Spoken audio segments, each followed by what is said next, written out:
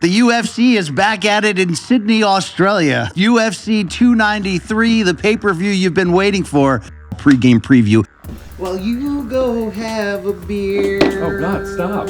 Nightmare blunt rotation. We're back where we belong doing a pre-game preview. We can't get up on the roof today, so what I wanted was a little remix to the set. Some mood lighting, maybe stand us up, spin it around, because at the end of the day, men will talk real talk like men do. Look at that kid.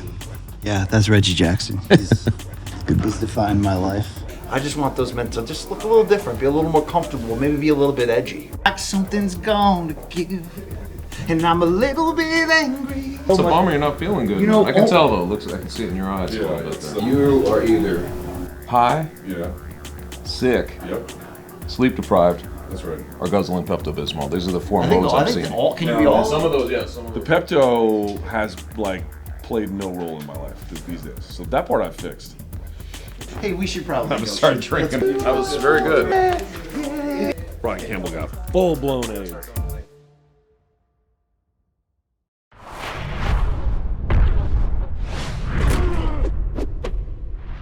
On Saturday, September 9th, and maybe you can call it September 10th if you live down under, the UFC is back at it in Sydney, Australia. Well, that's a knife, right? UFC 293, the pay-per-view you've been waiting for, and the return of middleweight champion Israel Adesanya. I felt as co-host of the award-winning Morning Kombat in this great vehicle we do called Pregame Preview that I should acquire the three greatest minds in mixed martial arts. Luke Thomas, Chuck Mindenhall back at it, UFC 293 with the only caveat, Luke, the only one, that you would dig deep within yourself, look in the mirror, and speak with real talk. Yeah. Like men do. Nightmare blunt rotation. Look at this. Look at. I mean, you know, the Brits use the word geezers. They just. I don't exactly know the way they mean it, but I have a feeling it's this, dude. Three motherfucking geezers. Oh, man. I mean, look, not a thing cool about the Sixers at the set. This guy includes himself on one of the greatest minds in MMA. He says three of it. Yes, I did sneak that in. And then you call me a geezer. I haven't had a chance to talk yet. What's This is up? all right. What's That's up, good. What's up, Chuck guys? What's going on? Yeah. Yeah. the Thanks state for of having me back. Connecticut, by way of Colorado, as you pronounce correct. it, right? You do that Chicago thing that people do. Connecticut is a shithole. Can we be honest?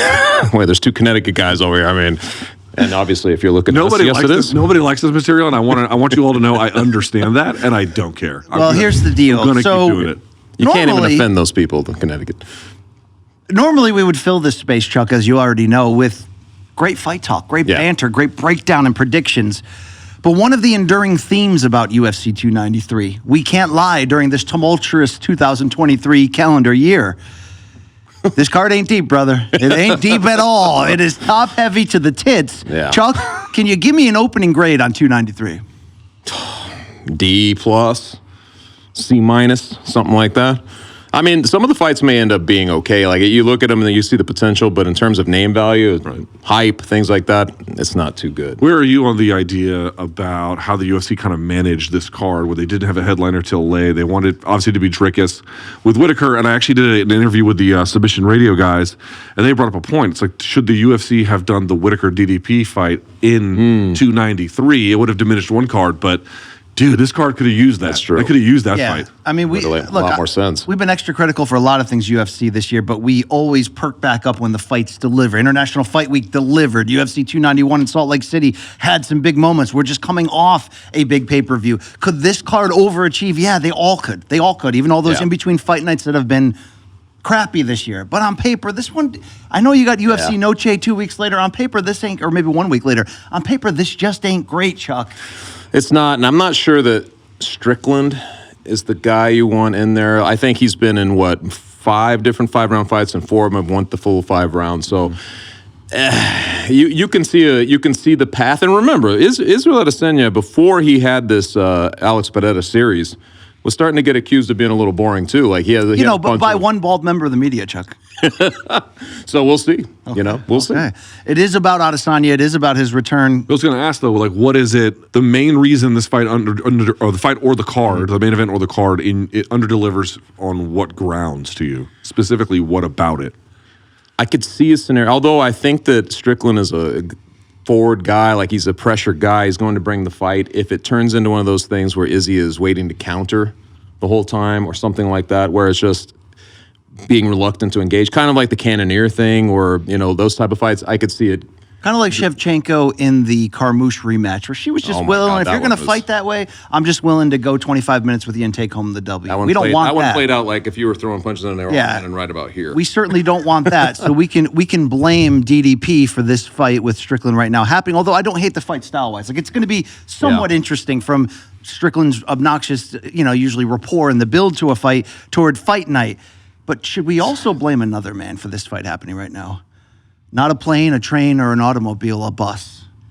Abus Magomedov. He didn't necessarily lay an Aldana Gan-size egg in that fight, but it was a little shocking that he got railroaded in the way he did, and that catapulted, with good timing, Strickland to the top, to the title. Here we are. I think all of this plays. Don't you think? I mean, when you look at all the potentials that could have happened, you end up kind of getting a consolation, I feel like, in this situation. You already mentioned DDP, like, that might have been the fight that was the one that was in the imagination first. I think Sean Strickland, it feels a little bit like he's a mandatory in a weird way because he's there and he's the guy. And I think that the lack of competitive nature, I think a lot of people kind of see it like Vegas does, which is that Sean Strickland probably won't put up much of a fight. You know what I mean? So I think when you factor all that in, some of the luster comes off of even from the pay-per-view, like general buzz that you get from them. I think for me, BC, the way I look at it is there are some good parts about it.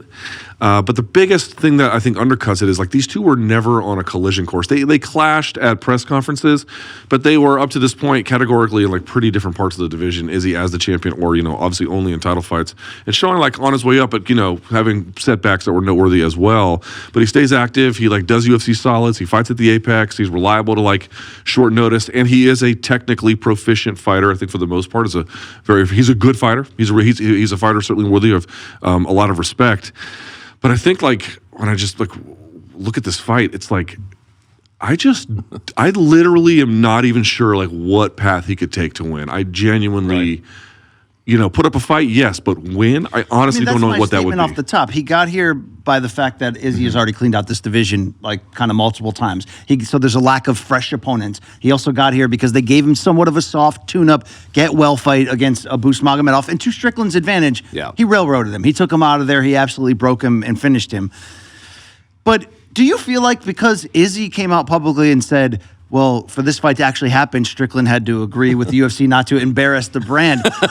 One thing that we know that we'll typically get, well, if Strickland eventually faces Adesanya, at least we'll get a crazy build. If we don't get a crazy build, is this entire thing a failure? Oh, I don't know if it will be a failure like that. Well, first of all, didn't the fight sell out? Did it not sell out before they even knew who the headliner was? I mean, UFC just, no matter what, seems to have strong ticket demand wherever they go. So it's in a strange way, I'm like, it depends on what we want to consider a failure. Will it be a dud? It could be, but I think it would be more based on the way the fight plays out than the lead up. I don't know. What are you expecting from this type of build up? Like, what could everyone I know is like can't wait for the press conference. Yeah, everyone I know is saying that. What do people want to see? That because if we kind of criticize Strickland for almost being over the line, over the threshold of taboos. One toke over the line. Okay, people hate that I argue this line, but tell me it's wrong in this particular case. At a bare minimum, people want to see Sean Strickland for reasons I don't fully. Just whatever, but they exist. But they want to see him sling arrows at Izzy. They want to see him verbally get taken down a peg or two.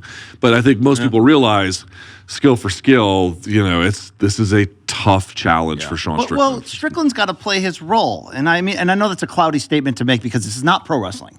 You are, though, required to sell a fight. Even if Strickland has limitations based on like UFC saying, if we're going to put you in the marquee and you ever want to have a chance to, fight, to be a star here, don't do this and this, and hopefully he won't. But he needs to say all that stuff, question Izzy's toughness, question his resume, question all this shit, try to get in his head so that if he does get splattered, which is the bettor's expectations, that's sort of the full cycle of a fight, right? You pay to see the villain get taken in some way. I want to ask you guys this because you seem to both agree that Strickland's in over his head here. Do you give him any shot? Like, basically, I think that his thing is to break you. We were just mentioning that last fight. Yeah. You don't think he can break a guy like this, mentally strong as Izzy, and then style-wise, you get into the styles of the fight. Like, you don't think that he brings anything to the table, dude. And also, dude, there's a big gap in footwork ability between the two. Yeah. Like a big gap, a big gap. And what did we just come off of? UFC 292, where Aljamain Sterling, we talked to Matt Frivola today, like whenever people will see, it's no big deal. But yeah, so we should just be honest on certain levels, even if you want to respect Sean Strickland's fighting abilities, we're not asking you to care about anything else, just his actual fighting abilities. They're strong, but even then, the things he relies on, dude, I mean, just think about it. There's basically two gears he can play, right? People killed him for the Pereira angle because he was driving in on a guy and using his hands for defense. He has this kind of style. What is he? This way. So he has this one hand up and he kind of holds this one around here. And you see him bring his hands up and like try to catch with a lean and whatnot. Is it almost a shoulder roll? Almost a little bit. There's a little bit going on. But the point I'm trying to make is he transfers defense a lot. Like the movement is all part of it. And Poatan got him to do it. Like what makes you think he could not do exactly the same, but take advantage of the same kind of. That's exactly what he specializes in: traps, tricks. Is it the Alex Pereira fight though? Say that didn't exist and they were going into this fight. Would you feel different about Strickland? I feel like that's the one fight that we circle because most of his fights, even the split decision, was very close. Because he hasn't redeemed that yet. He's not a bad fighter. He's a good fighter. He's a good fighter. But to be honest, he hasn't redeemed what the loss to Poatan meant, which means you're stepping up to the fight before the title fight to that level. Look, Strickland got this fight by timing. DDP not being available. Abus Magomedov not being, and then the timing of just getting the call. But if you believe that Strickland doesn't have much of a chance here, then he almost has to just play the crazy villain to give this card what it needs. Because this is this as weak as a pay-per-view card could be top to bottom? I know it's in a lot of ways playing to the Oceanic region. There's a lot of local fighters on there. Carlos Ulberg's great looks are going to get showcased all over the globe. He's putting together a respectable record. And he's on a nice run. That's one of the rare sort of like, I got to watch that fight. They always kind of bury him. He's at least on the main card, right? I believe, I'll double check, but I believe that's correct. Forever. Well, they haven't identified that yet. He wasn't even part of the showcase, But I do think the UFC views him as a priority. I think they're just a little bit cautious. Okay, but some early setbacks. But we need Strickland then to do his role and help selling the fight. Is there any access though, or not access? Is there any chance? Is really what I'm saying, that because the DDP upset of Robert Whittaker opened this door to the likelihood that DDP and Izzy would happen, and then suddenly it's who's the real African champion? All this hype. Is this a trap fight? Is there any elements of this that could be a trap fight? I feel that a little bit, but it's really because Izzy just got through going through a series against a guy who I think put a lot of doubt on his name, took his belt, he had to go get it back. Obviously, he did that in spectacular fashion, but you always wonder about that because you have now the hype escalation and everything else. He's going home. There's a lot of things going on in his life. He hasn't struck me as the kind of guy who loses focus, but at the same time, they're always kind of trap fights when there's a guy that you're watching for in the future and you just got through something really big in the past. Here's how I explain it. Carlos Ulberg is on the prelims. Oh, man. Wow. Well, here's how I explain that. Is like a true professional, a champion, somebody like Izzy who has all these defenses and he's decorated, they're almost like responsible enough to never have an off night. Or if they have an off night, they can repair it and not let it turn to disaster. But the reality is, I just don't believe, no matter how dedicated you are, that preparing to fight Robert Whittaker or preparing to fight whomever, compared to somebody like Strickland, who's not quite there, but dangerous enough, but not quite that threat. Yeah. It's just like anytime there's an opponent change, it has to change the level of intensity that you were once preparing for, that you're used to. So that opens the doors for trap fights or big upsets to happen. But does anything in Strickland's makeup, the kind of upset that Juliana Pena had against Amanda, I guess in theory could happen to anybody. Amanda didn't have a great training camp. She got overwhelmed by the offense. She got worn down. She got exhausted. She got submitted. It happened. Okay? Yeah. Short of a disaster for Izzy, does Strickland actually have the game that if this was the trap night? Remember, Yoel Romero at least had the threat of the strike, but Izzy was had a difficult time picking him up, and it was closer than it should have been, maybe. Is there any element I feel like the best would almost be like Amanda Nunes versus Juliana Pena in the first fight, where basically, whatever reason, Izzy is just not there. Like you're saying, he's just not there fully, gets heavy work early, and somehow it starts going downhill and he can't recover. And suddenly he's just in deep water. That's the only way I can see it, where somehow he's getting hit with stuff and he just doesn't have it, But I don't foresee it. We haven't seen evidence that he will do that kind of fight. He's the kind of guy who walks you down. He literally just walks you down, cross-stepping the whole way. He does other kinds of things with his footwork, but where does he do his KOs? Like all of his, he makes people like work a lot, and then it's along the fence line. That's where he finishes guys off. He's a fence line guy, dude. Like hard to trap Izzy in places like that. It's not fucking easy. What would be your equivalent? Like, obviously, like in the middleweight division, the history of the middleweight division, you've had another champion, Anderson Silva. Where would you put, like, what would be the equivalent of this challenge? You know what I mean? Dave Monet. So the Patrick Cote one. Tell I us was going to say, yeah. Okay, yeah. but the difference was Would it be Patrick something like that? Cote could bang. He had good power. Okay. Is this very? Is the answer Talis Lightus or the submission guy who missed weight? He's a coach. Oh, now. God. Oh, Travis Luter? Travis Luter. Well, Travis Luter actually is he's not the Michael Jordan of grappling, but he is a very, No, very good I'm not grappler. saying that you get to a title level, you're legit in some form. Yeah. But really, we're not giving him a chance, right? We're Yeah. not giving him a chance. So I think the way I look at it is if Izzy is not on his A game, I think anything's possible. But if he is on his A game, I just don't see what how there could be a deciding factor for him. I don't know what that would we be. get a drink update. I was doing coffee to start because I'm old and I wanted to. But now I've got the IPA in there from that you're drinking the Yeah, it's same very thing. good, Luke's very good. on the water and Delta 9s diet. Guita, parcero. Yeah. Guita. Well, I haven't been able to tell. I'll say that much. This has showed the evolution of our bodies as now we can barely even stomach the alcohol that used to be the foundation of this segment and this gimmick that we do. Yeah, it started off as supposed to be a tailgate. What happened? Dude, what happened to us is probably the bigger question. What happened to us? Pathetic, dude. We're pathetic fucking sacks of shit. You know, it's that TRT thing. What are we doing? I'm just Just wasting This is a Just this is sit a on fake the IPA. needle. Yeah, No, seriously, Okay? dude. Drop Seriously. the vape and pick up the needle. I'll tell you what, when I was Right? on vacation, dude, it was so fucking humid that I never had to use nasal spray the entire time I was there. Wow. It was like I was like 4 days in, I was like, dude, I haven't even fucking used it, man. It was Contemplating a heaven. move. It was heaven. Remember you told me 3 years ago you were so addicted to the vape that you would have one in the mouth and one in the nose when you were like. I did not tell you that. These are lies. Remember. One in the ear. These are lies. Sat on one and it was. I mean that might you. Brian Campbell can be reliably counted on to steer the conversation to buttholes, specifically the penetration of them. Yeah, it's the Kevin Bacon type thing. If this is what it is on paper, which is a stay busy for Izzy. In fact, they kind of rushed this thing. busy It for feels Izzy. like That they should be kind of the rushed tagline. it and they forced it to Well, happen. remember, they were waiting for his Sean Strickland's immigration status Yeah. to be resolved just through the powers of government because there's an application process for the visa that he needs. We were all just kind of like waiting on the paperwork to get done. So, the way when you're waiting on the mail, I don't know how spine tingling that is as action. So it kind of had and they're here kind of accidentally. Well, my setup was to say this would be an unexpected final hurdle to get to what has suddenly become a big fight, which would be the Dricus Duplessis fight. Are those the only two middleweights left that Izzy should face, will face? Yes. Where are That's we it. Yeah, I on think- the This right? fight, think so. this fight, DDP, and he should move. I think so too. I think so too. By the time he moves up, though, could Poatan be holding the title? No, right? You know, I don't know how you guys are seeing it, but there's a little bit of you start to make the comparisons because they're still running parallel to each other. You're talking about Pereira. He goes up, he beats Jan, right? Obviously, Izzy was not successful in that. Now he's going against Strickland, who Pereira already beat in the first round, and you take these comparisons, right? They feel like they're still kind of playing off each other. If he's not able to kind of do something similar, if he's not able to make it look as easy, you know what I'm saying? It starts to reflect a little bit more on Pereira. What he's saying, Luke, is that this rivalry ain't close to being over with. No, I don't think so. The Pereira and I think there's life in it still. I mean, also this is a huge moment for Izzy. We've had this debate here a million times. How popular is he? How popular is he? Yeah. I really believe we have to say out loud. Again, my bias is well known here. You love the guy. Well, he turned a corner with that win over Alex. This is the highest his popularity has 100%. ever been. I feel like he leveled up with that. I'm not saying he's Sean O'Malley. I don't know. I'm not saying that. But I am saying it felt to me, Chuck, did. as a 100. skeptic or someone who's a little bit he leveled up, yeah? He did. I think the whole thing boosted him.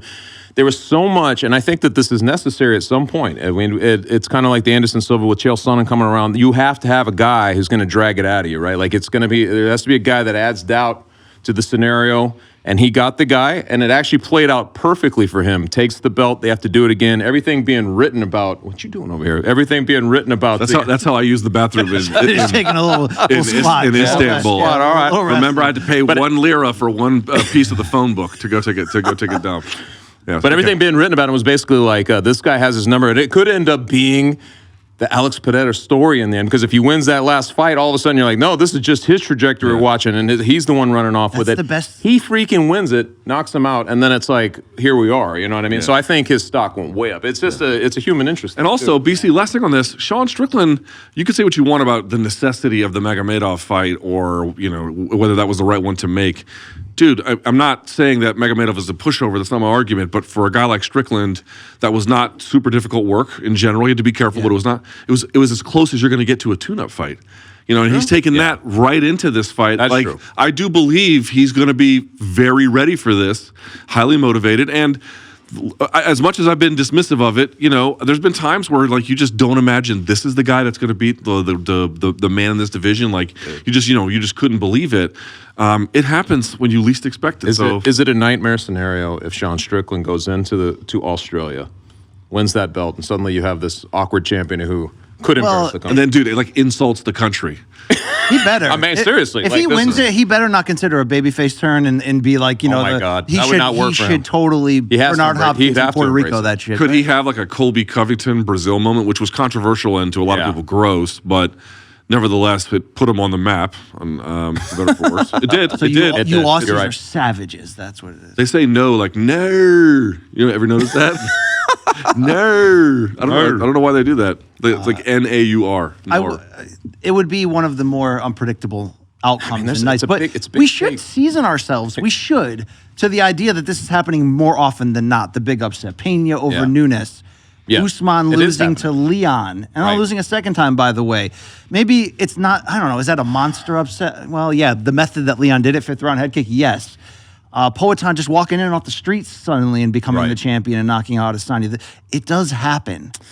I fear that it would deliver a blow to Izzy's, whatever this thing is, the sheen of, it's not invincibility because we've seen him lose, but there's the sheen of cool that he carries. It would somehow, that would be a rough one. To lose this one in Australia, and also you just got a rematch with the other guy, and you're able to get through him. I don't know how they would play that, but it's just, it derails so many plans if that happens. I mean, I think that Izzy's time at 185, provided he keeps winning, is super limited. I think he wants that opportunity at 205 again, and for it to go differently. He's been bulking up slowly over the years. As I've seen him over the years, he's getting a little bit bigger. And I think he learns valuable lessons from the fight with Blachowicz. I think the one that the Blachowicz that Pereira fought was good, but not quite the same Blachowicz. In any case, I do think it'd be devastating. But in either way, I feel like 205 is calling. Even if he were to lose, you could almost consider that to be like the decision just get for pushed next. Just out, go do something fresh. Because what are you going to say? He can't rebound from difficulty? We know for a fact he can absolutely go to that place. Yeah, 34 years old is Izzy. This would be shooting for his 4th title defense, obviously the first defense of his 2nd reign. For Strickland, it wasn't just straight from Poatan to Abus to here. In between, he lost a split decision to Cannonier. In between, he came back and won a decision over Imavov. So, look, short of the disaster and the catastrophe in the early cut, or Izzy, has a Weidman leg crack, or just, whatever. I mean, he's an efficient striker. Short of that, I don't think he can Can land we with get volume. a game plan to victory that would shock us, that might surprise us? Not Ngannou wrestling Gone that no one saw coming. Is that for you? Is that what? Yeah, I did see that one. Woodley Till was also a big hit in my house. Yeah, Remember that time I put $20 on the draw of Golovkin Canelo 1 because I knew it? You know what I mean? Yeah. I remember, yes. That was a good time. So what I'm really saying is let's carve a path. I think, honestly, that it would have to happen the way I just said, where he kind of hurts him in some kind of exchange. He does put a lot of volume. He's a high volume guy, in your face guy. And I think if he's able to effectively do that, the thing is, the guy he's going against punishes aggression so well that I'm like, I don't see him doing this. But for whatever reason, if he goes charging there and lands something and hurts him, overwhelms him, I could see a scenario there where he just hurts him and maybe All right. Izzy's not the same at that point. What if it's the type of dedicated Defecation. defecating? Wow. Right back What to if the it's the level. type of I am drinking now, so I have an excuse. What if he targets the legs of Adesanya? And sometimes even among elites. Dude, who has he put out with leg kicks? Well, here's what I'm saying though. It's not about putting out. It's about leveling Isn't it the about playing. putting out? I thought Dude, this was you're about. talking about Izzy, like the dude who's like one of the most proficient and effective leg kickers in the fucking game. Yeah, I know who he is. This is about leveling the playing field. Ways that Strickland could be in this fight in non-overly dramatic ways. He can survive. He can absolutely survive long enough to carry out a plan like I think that? he can survive a plan. I don't think he can be a guy who can just survive and win. Yeah. Right? I don't think that. He has to take risk. He has to really crowd him, really kind of go for it.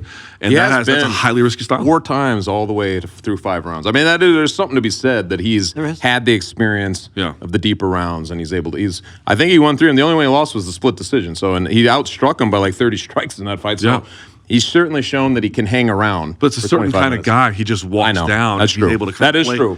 He's just able to he just rolls with punches. He catches them. He's not going to catch Izzy with 180 strikes like he did Uriah Hall or Imavov. He's not going to be able to do that. Remember the leg kicks that Poatan landed on Strickland, and like he went the jab to the body is what set everything up with the hook. Like remember the leg kicks that Poatan landed on Adesanya, which did play a role in catching him in their first MMA fight. Absolutely. But it's like Poatan is a devastating leg kicker. Sean Strickland is a threatening one, but he would have to do a lot of work, right? It has to be accumulative. So what superpowers is he going to lean on? Cardio?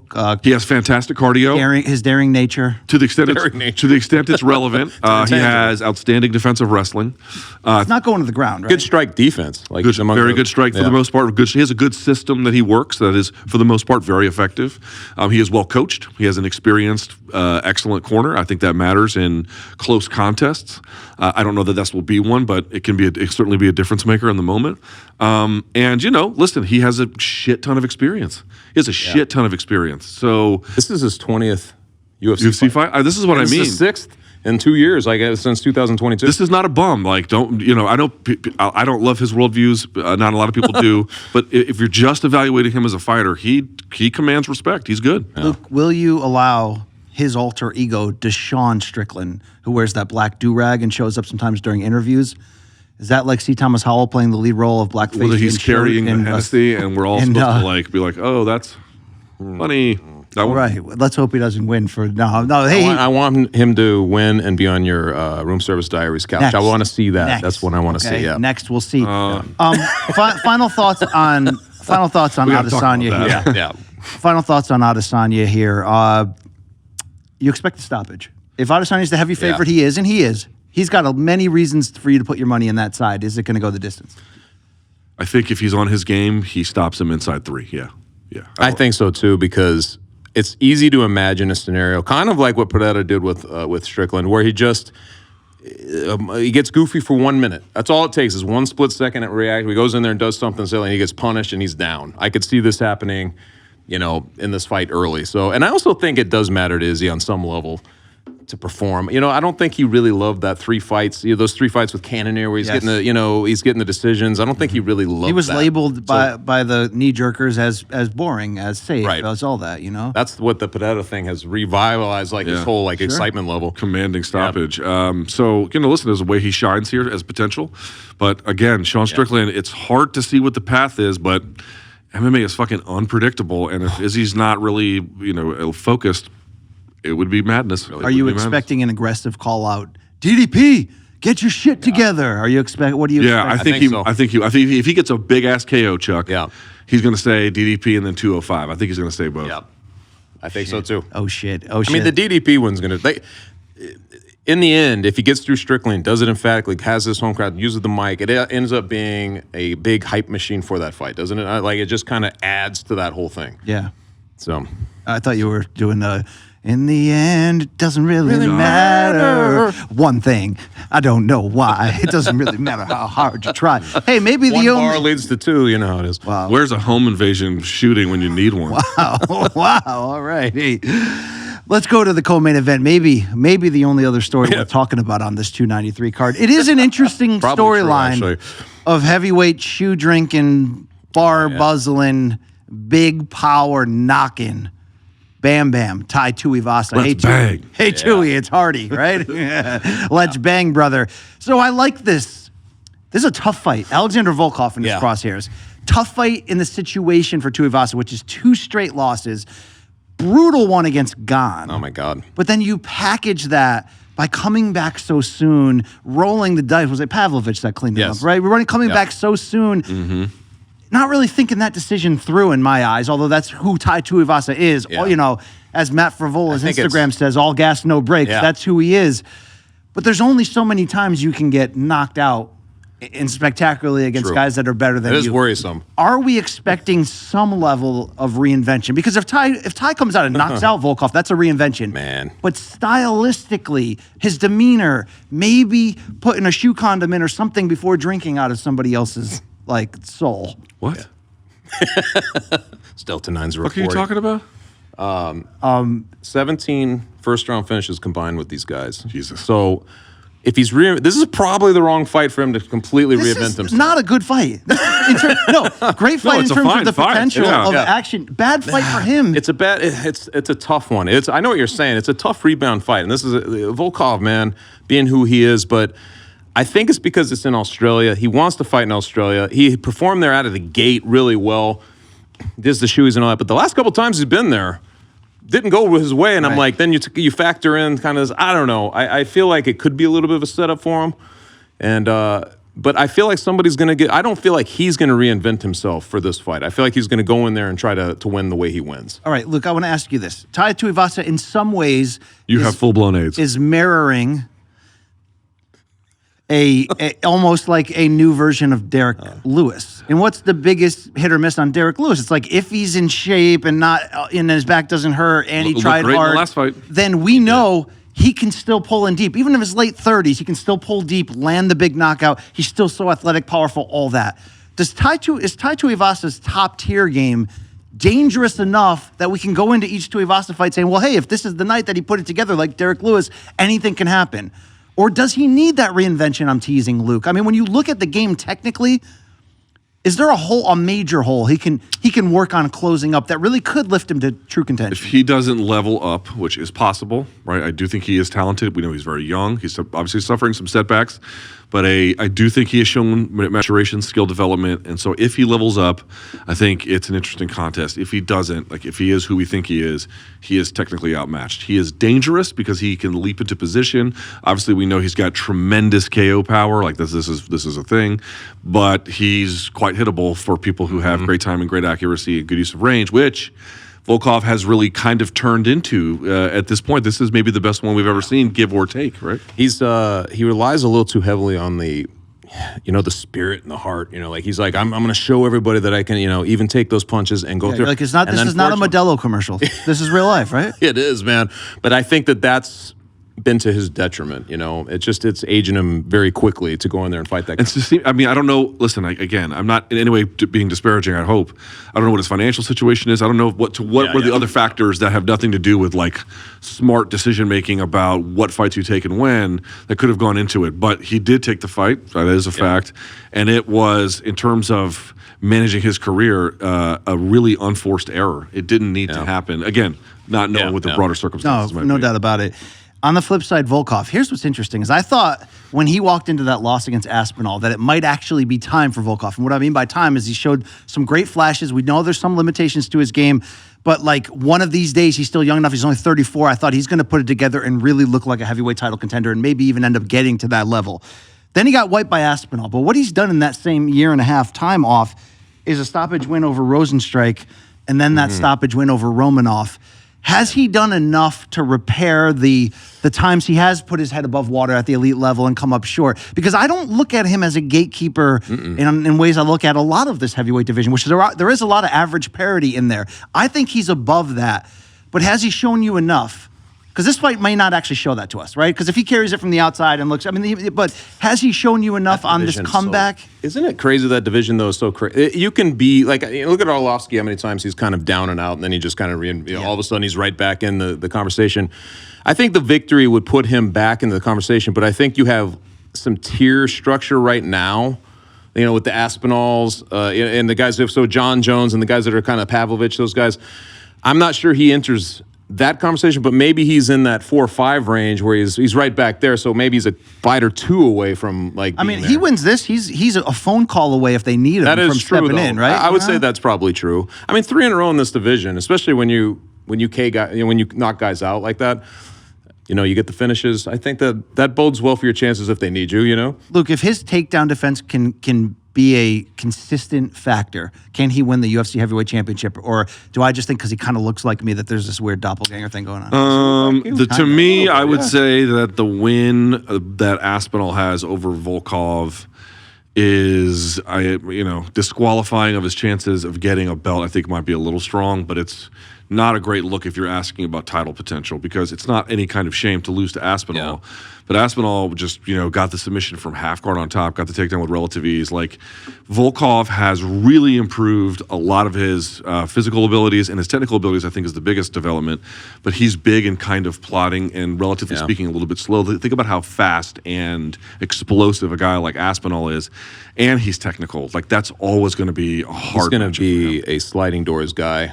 I have a feeling at some point you'll look at it and say, like, you remember the Derek Lewis fight? He's winning the fight, and then he just at the very end he's caught, he's beat. Was that like 3 seconds left in the fight? Like something. And you look at that and you're like, man, the guy could have already been there, and then he slide. I feel like he's one of those guys, gets the penultimate spot and then just somehow doesn't get there, and then he's right back behind. Curtis Blades' role, just so you know. That's well, true. dude, he That is pushed true. Curtis Blades to the absolute limits, and was overmatched wrestling, but like kind of proved, dude, he is dangerous. Like, he certainly is worthy of respect. If you're asking just against the very best athletes, I do think his size limits him a little bit. All right, what would Tuivasa have to do to really surprise us? I don't think surprise is the word, right? But I would just, it's more than it would be nice to see him do, a real thoughtful approach, a more thoughtful approach is sort of what I would like to see. I do think that there's always a time to kind of bite down on the mouthpiece, and he's good for that, but we already know that. What I'm saying is, can he go back to what we had seen a little bit before, where you thought, okay, now he's starting to put it together. I hope that is not lost. I want to see that more than anything else. The surprising thing for me is he just doesn't take damage in getting it done, right? Because I feel like for him to get it done, he gets beat up. Dude, that Gon fight was a biting. Yeah. I mean, to be fair, he had him hurt. Yes. It's like he has him hurt, and he could have finished that fight. It's such a roulette type of game, Yeah. And if he can engage you in it, he's always got a 50-50 shot. But the guys who are a little more skilled and know how to fight to combat that generally win that sort of And thing. also, Gon, by the way, against Tuivasa, remember, he's going to have fast feet as well, and he's going to be able to use footwork. I don't think you can expect Volkov to do in terms of the nimbleness athletically what a guy like Gon can do. Yeah, burning them, get quick and nimble. Right? Oh, here we go. Yeah. You only know the white rappers? Mr. Eminem. All right. Well, Tuivasa is going to be fun to see. You know who else is on this card? I mean, I don't I do. Manel Kopp's on this card in a flyweight bout right? with Felipe Dos Santos. Unfortunately, it was supposed to be Kai Car France. Obviously, yeah. Yeah, so that does syndrome. this is where that They card got some took a bad hit. luck. They got some bad luck. That's bad luck. That's, If rising stars, we're talking about Carlos Ulberg. Yeah. Yeah, and we're thanks. talking about a very good-looking man. But we're also talking about a guy that's won 3 in a row, including What 2 I by want to know, knockout. and this is not. It's not like what's the kid's name they always put on the prelims in England, the 21-year-old kid. You know what I'm talking about. I don't. It's an alliteration. Oh, Makayev. Muhammad Makayev, Yes. yes. He it's not like he's him, but somehow they have kind of a similar trajectory. They keep getting stuck regionally in these cards. Not that he has. I know that Ulberg has fought elsewhere, but he's always kind of buried on these cards. So this would have been a nice one for him to kind of be boosted up. He actually has 4 wins in a row, 3 by knockout, and overall he's 8-1. We've only seen him fall to that knockout loss to Kennedy Njekwu. I have the recall Yeah. memory of a lobotomized Whoa. chimp. He'll be taking on Jung Da-un. Yeah. Put your stock in Kind of, Ulberg. I'm a little bit more. This is a showcase, then, right? Well, I'm a 'Cause little I bit more think- interested in the post-fight DMs that he'll receive than the bonus, or you could. There's different kinds of bonuses, Luke. The company does. There's give you certain different guys that kinds. there's just like little volleys. I feel like this is one of those fights. Where there's just like, all right, go. We're going to slide the steak under the door. Go get it. All right, let's pause for a second. We just had Matt Frivola in here. Spoiler alert, as we mentioned earlier on the Room Service Diaries, and he's hitting this point, Chuck, where he's walking in just like the chance at big fame and money, and if he gets Patty Pimblett, holy shit! And Carlos Ulberg, if he continues the win streak, he's going to be where's this considered going? even at 32 as a heavyweight to set it up. prospect. But if we stumbled into a UFC run, if you were just some average Joe in your daily life, and then suddenly you're Matt Frivola and you get hot and you go on a run, Chuck, you just got to be laying pipe all over the country, right? Yeah, dude. Just fucking.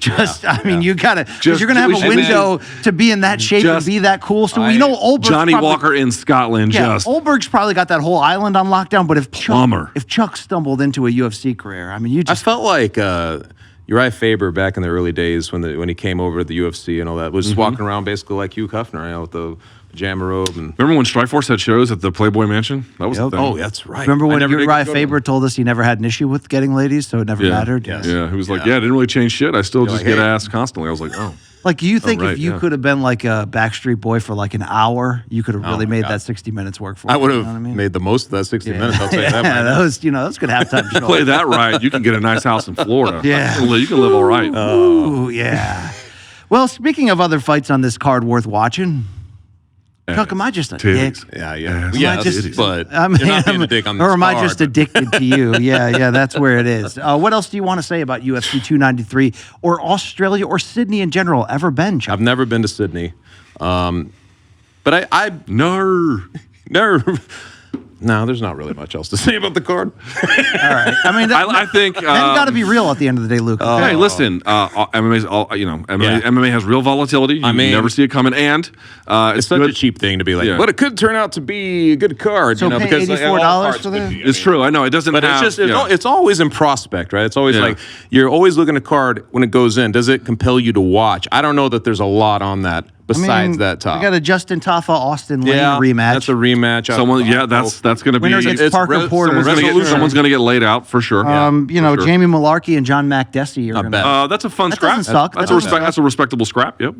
Mike Selling me Matheta is back again. Oh, yeah. Blood Diamond against Charlie Radke. gotta But does start he turning win? it Does he into- ever win? One other I don't note. think One so. other note that I the don't know. Aussies put me onto, if you're just doing the math on this, is that if you look at the workload of the corner of Izzy, obviously Eugene Behrman, he is cornering 6 fighters on this card. Yo. 6 fighters, and including the main event, obviously. It's a good payday. Yeah, that's a lot of work, but that's a lot of work. And also, they're doing the of emotional inside of New Zealand or maybe Australia the day before. They have another kickboxing event, which he's also cornering a slew of fighters at. So he's doing that and then doing that the next night. Now, if anybody can do that, it's Eugene Behrman. Make no mistake about it. But my only wonder is, BC, is that too much of a workload? No matter how gifted a coach you are, I don't know. Does he have I don't know generals the under answer. him in that gym? Does he have a lot of generals that can carry? Sure. Yeah. It's. I mean, it seems like from what I can tell, a well-run operation. There's no way to check this. I don't know how you do it, but that's got to be nearing a record. I remember when Greg Jackson would be like 3 or making 4, 3 or 4, and we were making a big deal out of it. But 6, that's I would a check lot. Jedi Goodman's Twitter for that. Okay. That guy's got all the stats Well, on if not Jedi, get it for us, will you? Yeah. Luke, you were able to stay awake for this whole show, so I'm happy. You did it. You smelt the microphone a few times. What'd you pick up? Meth, amphetamine. I was ready to catch you, man, if you fell. That's all right. Nose beers. A lot of nose beers going on. Yeah, the staff, the setup staff. Yeah, Just seeing my life flash before my eyes. 44 has been great. It's been great. you've had a great run. We did say, Luke, as a tribute to Owen Hart, that if you did perish during this, we would finish the show. The show would go on. But I understand. I understand. Yes. But I guess that'll do it for UFC 293 and this incredible breakdown of men acting like men. I do want to go to Australia And being I hear real. it's wonderful. Got to get over there.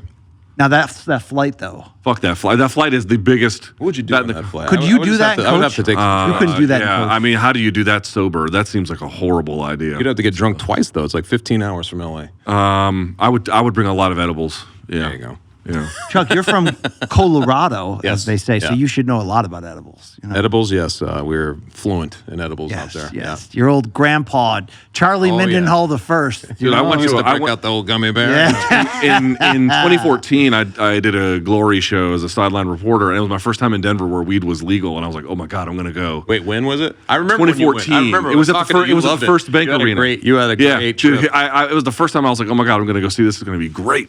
And I went in there and I bought just a chocolate bar. That's it. And the guy I was like, how much do I take? He's like, just 1 block. And I tasted it. I'm like, well, this guy doesn't know what the fuck he's talking about. No, one of these. So I had I don't think I had the whole thing, but I had most of it.